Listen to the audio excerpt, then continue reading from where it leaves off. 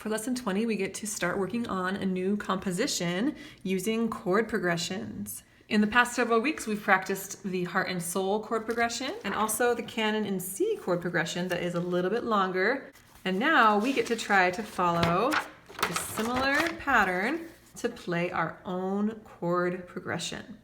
So in class, your child should have filled out this reference section with me. You'll notice this scale here is in bass clef. So this first one is way down here, this low C, and then it steps up from there,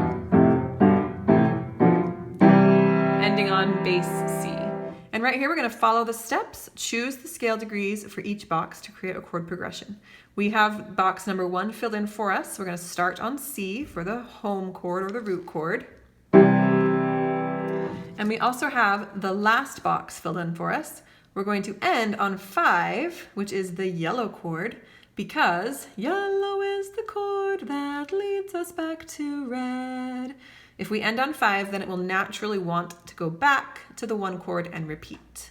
So for step 2, it says start with the 1 triad or 8, so they can start on the bass C or the low C chord. So they can start here or down lower.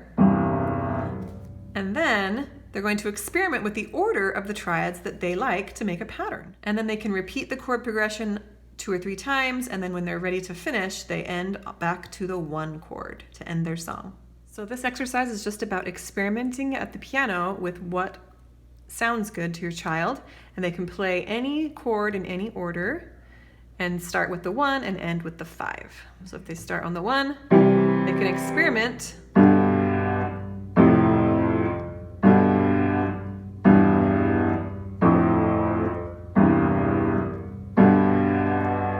and they would just experiment with what they think sounds good and then simply write in the boxes. So if they start with the 1 and they hopped down to the 5, for example,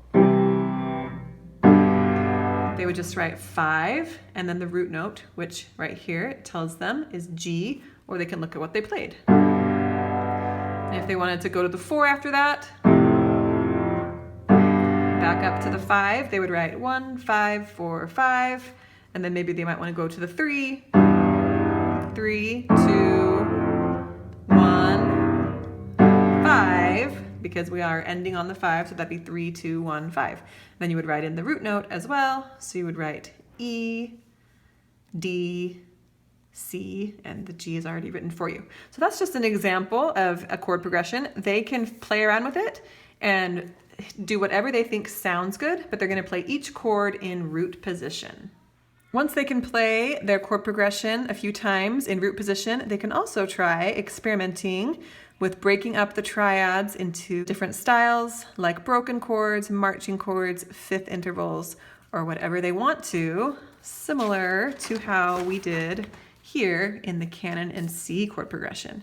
They can try breaking up their own chord progression into different styles.